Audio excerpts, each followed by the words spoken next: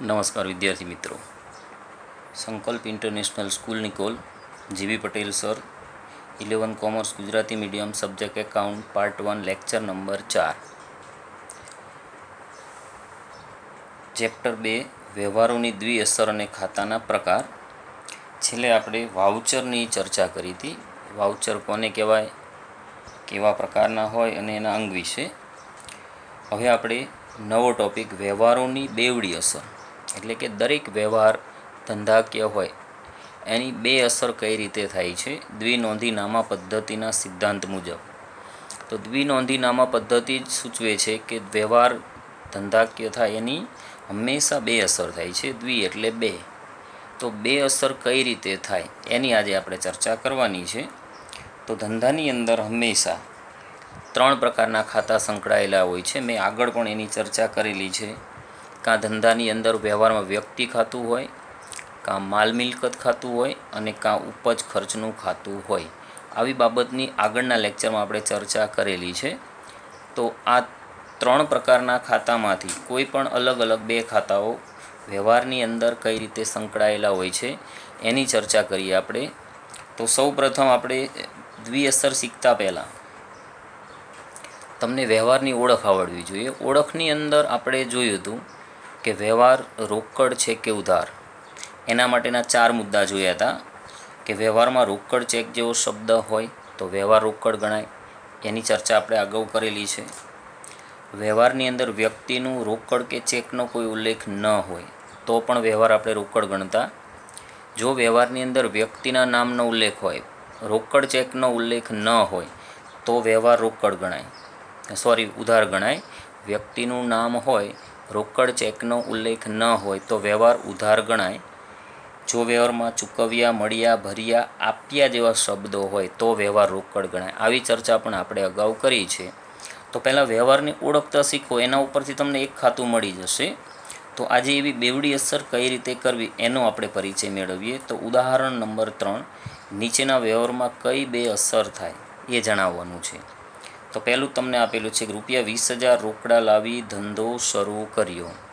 તો 20,000 રોકડા લાવી ધંધો શરૂ કરે તો આના ઉપરથી આપણે નક્કી કરી શકાય કે રોકડા શબ્દનો ઉલ્લેખ છે તો વ્યવહાર રોકડ છે. તો હંમેશા યાદ રાખવાનું, જો વ્યવહાર રોકડ હોય તો એક ખાતું હંમેશા રોકડ પર અસર કરતું હોય. જો ચેક શબ્દ હોય તો બેંક ખાતે અસર હોય.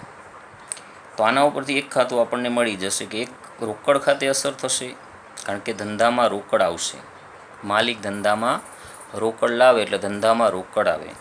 અને બીજું ખાતું તમને યાદ હોય તો આપણે પારિભાષિક શબ્દમાં જોયું હતું કે ધંધાનો માલિક ધંધામાં જે રોકાણ કરે એને ધંધાની શું કહેવાય, મૂડી. અને મૂડી ખાતું એ જ માલિકનું ખાતું.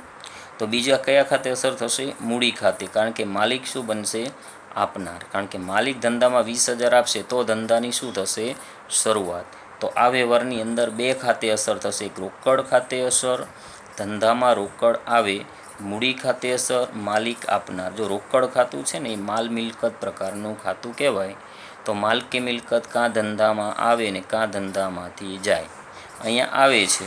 અને મૂડી ખાતું એ વ્યક્તિનું માલિકનું ખાતું છે. તો વ્યક્તિ કાં લેનાર હોય ને કાં આપનાર હોય. અહીંયા માલિક એ વ્યક્તિ છે, માલિક શું બને છે? ધંધાને આપનાર. બીજો વ્યવહાર છે ₹40,000 ભરી બેંકમાં ખાતું ખોલાવ્યું. ચાલો, બેંકમાં ₹40,000 ભરીને ખાતું ખોલાવીએ તો એક તો બેંક ખાતે અસર થશે, કારણ કે બેંક એક સંસ્થા છે, એ કૃત્રિમ વ્યક્તિ છે. તો વ્યક્તિના નિયમ પ્રમાણે બેંકમાં તમે નાણાં ભરો તો બેંક શું બને? લેનાર.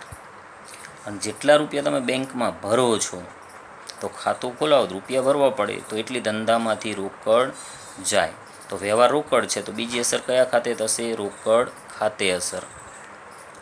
ત્રીજો વ્યવહાર છે ₹3,000નો માલ ભારતીબેન પાસેથી ખરીદ્યો. જો આમાં વ્યક્તિનું નામ ભારતીબેન પાસેથી, તો ભારતીબેનનું નામ છે, પણ રોકડેથી ખરીદ્યો કે ઉધાર ખરીદ્યો, ચેકથી ખરીદ્યો એવો કોઈ ઉલ્લેખ નથી. પણ વ્યક્તિનું નામ હોય, રોકડ કે ચેકનો ઉલ્લેખ ન હોય તો વ્યવહાર કેવો ગણાય? ઉધાર. તો યાદ રાખવાનું, વ્યવહાર ઉધાર હોય તો એક ખાતું વ્યક્તિનું સંકળાયેલું હોય. તો અહીં વ્યક્તિનું નામ શું છે? ભારતીબેન. એક ખાતું આપણને મળી ગયું એટલે ભારતીબેન ખાતે અસર થશે. ભારતીબેન પાસેથી આપણે માલ ખરીદીએ તો ભારતીબેન આપણને શું બન્યા? આપનાર. એ વ્યક્તિ છે, વ્યક્તિ કાં લેનાર હોય ને કાં આપનાર હોય. પછી બીજું ખાતું તમારે શોધવા માટે જો અહીં પાછળ શબ્દ છે માલ ખરીદ્યો, તો ધંધાનો માલ ખરીદો તો ખરીદ ખાતે અસર થાય. ધંધાનો માલ વેચ્યો હોય તો વેચાણ ખાતે અસર થાય, યાદ રાખવાનું. તો અહીંયા માલ ખરીદ્યો છે તે ખરીદ ખાતે અસર થશે. ધંધામાં તમે માલ ખરીદશો તો એટલી ધંધામાં માલ આવે. તો માલ ખાતું ખરીદ ખાતું છે, માલ મિલકતનું છે. તો માલ મિલકતનો નિયમ હોય એ પ્રમાણે આવે કાં જાય. તો અહીંયા ધંધામાં માલ આવે અને ભારતીબેન ખાતે અસર. ભારતીબેન શું બને છે? આપનાર. ચોથો વ્યવહાર છે ₹5000નો માલ વિપુલને વેચ્યો. તો આ વ્યવહાર પણ ઉધાર છે. જો વિપુલનું નામ છે, વ્યક્તિનું નામ હોય, રોકડ ચેકનો ઉલ્લેખ ન હોય તો વ્યવહાર કેવો ગણવાનો? ઉધાર. તો ઉધાર વ્યવહારમાં વ્યક્તિનું ખાતું હોય ને હોય જ. તો અહીંયા વિપુલ ખાતે અસર થશે. વિપુલને આપણે ઉધાર માલ વેચીએ છીએ એટલે વિપુલ શું બને? લેનાર. અહીંયા પણ તમને કીધું છે ધંધાનો માલ, જો 5000નો માલ વેચ્યો તો બીજું ખાતું આવશે વેચાણ ખાતે અસર. જો ખરીદી કરી તો ધંધામાં માલ આવે. અહીંયા એવું કહ્યું હતું વેચાણ કરો તો ધંધામાંથી માલ જાય. એટલે એક વિપુલ ખાતે અસર, વિપુલ લેનાર છે. વેચાણ ખાતે અસર, ધંધામાંથી માલ જાય છે. પછી પાંચમો વ્યવહાર છે કે ₹2000નો માલ રોકડેથી વેચ્યો. જો અહીં રોકડેથી શબ્દ છે તો એક રોકડ ખાતે અસર થશે. જો અહીંયા માલ વેચ્યો છે તો બીજું વેચાણ ખાતે અસર થશે. ખરીદાય તો ખરીદ ખાતે અસર, વેચાય તો વેચાણ ખાતે અસર. રોકડેથી માલ વેચો તો ધંધામાં રોકડ આવે અને ધંધાનો માલ વેચો તો ધંધામાંથી માલ જાય. તો આ રીતે હંમેશા દરેક વ્યવહારની અંદર બે ખાતા સંકળાયેલા હોય જ. એ જ રીતે આગળ આપણે જોઈએ તો અહીંયા તમને પછીના વ્યવહાર આપેલા છે. એના અંદર તમને છઠ્ઠા વ્યવહારમાં કહ્યું છે કે ₹1500નું ફર્નિચર ખરીદ્યું. જો અહીંયા ફર્નિચર ખરીદ્યું છે, પહેલાંમાં માલ ખરીદ્યો. તો ધંધાનો માલ ખરીદાય તો ખરીદ ખાતે અસર અને કોઈ પણ મિલકત ખરીદાય તો જે તે મિલકત ખાતે અસર થાય. અહીંયા જો યંત્ર ખરીદ્યું હોય તો યંત્ર ખાતે અસર થાય. ફર્નિચર ખરીદ્યું તો ફર્નિચર ખાતે અસર. કમ્પ્યુટર ખરીદ્યું હોય તો કમ્પ્યુટર ખાતે અસર. જે મિલકત ખરીદાય એ ખાતે અસર થાય. ફર્નિચર ખરીદો ધંધામાં ફર્નિચર આવે અને વ્યવહાર રોકડ છે, આમાં કોઈ વ્યક્તિનું નામ, રોકડ ચેકનો ઉલ્લેખ નથી તો વ્યવહાર કેવો ગણાય? રોકડ.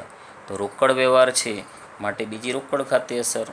રોકડેથી ફર્નિચર ખરીદો તો ફર્નિચર નામની મિલકત ધંધામાં આવે ને રોકડ નામની મિલકત ધંધામાંથી જાય. એટલે એક આવે એક જાય, બંને માલ મિલકત છે. સાતમો વ્યવહાર છે ₹200 કમિશનના ચૂકવ્યા. ચલો કમિશનના ચૂકવીએ તો એનો મતલબ થયો વ્યવહાર રોકડ છે. ચૂકવો તો ધંધામાંથી રોકડ જાય એટલે એક રોકડ ખાતે અસર થશે. શેના ચૂકવાયા? તો કે કમિશનના. એ ધંધાનો ખર્ચ કહેવાય.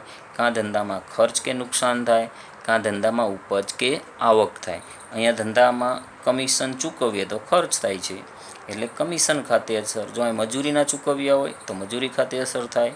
પગારના ચૂકવ્યા હોય તો પગાર ખાતે અસર થાય. જે ખર્ચ ચૂકવો એ ખાતે અસર થાય એટલે ધંધામાં ખર્ચ થાય અને રોકડ ખાતે અસર તો રોકડ જાય. આઠમું છે ₹200નો માલ વિપુલે પરત કર્યો. અગાઉ આપણે જોયું હતું કે વિપુલને આપણે ઉધાર માલ વેચ્યો હતો, એમાંથી કોઈ કારણસર એ માલ નુકસાનીવાળો નીકળે, નમૂના મુજબનો ના હોય અથવા અન્ય કોઈ કારણ હોય તો ઘણી વખત ગ્રાહક આપણને માલ શું કરી શકે? પાછો મોકલી શકે. તો વેચેલો માલ પરત આવે એને કહેવાય વેચાણ માલ પરત ખાતે અસર. તો વેચાણ પરત ખાતે અસર થશે. વેચેલ માલ પરત આવે અને કોણ પરત મોકલે છે? તો કે વિપુલ. તો બીજી અસર થશે વિપુલ ખાતે અસર. વિપુલ શું બને છે? આપનાર. તો આ રીતે વેચેલો માલ પરત આવે તો વેચાણ પરત ખાતે અસર થાય. જો ખરીદેલો માલ આપણે પરત કરીએ તો ખરીદ પરત ખાતે અસર થાય. આગળના વ્યવહારમાં હવે એવું આવશે. હવે તમને નવમા વ્યવહારમાં કહ્યું છે કે ₹150નો માલ ભારતીબેનને પરત કર્યો. તો ભારતીબેન પાસેથી આપણે અગાઉ માલ ખરીદ્યો હતો. હવે ઘણી વખત આપણે જે માલ ખરીદીને ધંધામાં લાવીએ તો એ માલમાં કોઈ ખામી નીકળે. આપણે જે પ્રમાણે મંગાવ્યું એ પ્રમાણે ન મોકલ્યો હોય વેપારીએ તો ઘણી વખત આપણે પણ શું કરશું? એ માલ પાછો મોકલીશું. તો જ્યારે ખરીદેલો માલ પરત કરીશું એને ખરીદ પરત ખાતે અસર કહેવાય. અને જે વ્યક્તિને આપણે માલ પાછો મોકલીશું એ વ્યક્તિ લેનાર બનશે. તો અહીંયા કોના કોના ખાતે અસર થશે? ભારતીબેન ખાતે અસર, ભારતીબેન લેનાર છે. અને ખરીદ પરત ખાતે અસર, ધંધામાંથી માલ પરત થાય છે. તો આ રીતે વેચાણ પરત અને ખરીદ પરતમાં બરાબર ધ્યાન રાખવાનું. હંમેશા વેચેલો માલ ગ્રાહક આપણને પાછો મોકલે ત્યારે વેચાણ પરત ખાતે અસર થાય. અને એ જ માલ જ્યાંથી આપણે ખરીદ્યો હોય તો એ વેપારીને આપણે પાછો મોકલીએ ત્યારે ખરીદ પરત ખાતે અસર થાય અને વેપારી ખાતે અસર થાય. એટલે ખરીદ પરત તો આપણે ખરીદેલો માલ પાછો મોકલીએ ત્યારે ખરીદ પરત ખાતે અસર થાય. ગ્રાહકને વેચેલો માલ આપણને પાછો મોકલે ત્યારે વેચાણ પરત ખાતે અસર થશે. એ જ રીતે 10મું, ભારતીબેનને ₹2850નો ચેક આપ્યો. તો આપણે અગાઉ 3000નો માલ ભારતીબેન પાસેથી ખરીદ્યો, આગળના વ્યવહારમાં હતું. એમાંથી આપણે ભારતીબેનને 150નો માલ પાછો મોકલી દીધો. હવે આપણે લેવાના કેટલા રહેશે? 2850 ચૂકવવાના. તો ભારતીબેનને આપણે 2850નો ચેક આપશું એટલે આપણો હિસાબ થઈ જશે પૂરો. પણ આપી દઈએ એટલે હિસાબ એમ પૂરો નથી થતો, એના માટે પણ હિસાબી અસર આપવી પડે. અહીંયા આપણે ચેક આપીશું કોને? ભારતીબેનને. એટલે ભારતીબેન ખાતે અસર થશે. ભારતીબેન શું બનશે? લેનાર. અને એના નાણાં આપણા વતી બેંક આપણા ખાતામાંથી ચૂકવશે. તો બેંકમાં જ્યારે તમે નાણાં મૂકો છો ત્યારે એમ કહો છો કે બેંક લેનાર છે, તો બેંક એમાંથી જ ભારતીબેનને આપે ત્યારે બેંક આપણા વતી શું બની કહેવાય? આપનાર. તો અહીંયા બંને વ્યક્તિ ખાતા સમાયેલા છે. જો ભારતીબેન ખાતે અસર, ભારતીબેન લેનાર છે. બેંક ખાતે અસર, બેંક શું બને છે? આપનાર.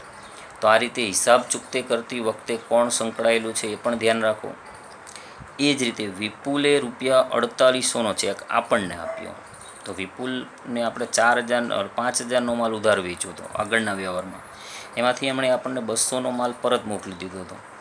તો હવે આપણે એમની પાસે લેવાના કેટલા રહે? ₹4800. તો વિપુલ હવે એનો આપણને હિસાબ ચૂકતેનો ચેક આપે છે. એ ચેક આપણે ક્યાં ભરીશું? આપણા બેંક ખાતામાં. જ્યારે બેંકમાં તમે ચેક ભરશો ત્યારે બેંક ખાતે અસર થશે. બેંક શું બની? લેનાર. અને કોણ ચેક આપે છે આપણને? તો કે વિપુલ. તો બીજી અસર થશે વિપુલ ખાતે અસર. વિપુલ શું બનશે? આપનાર.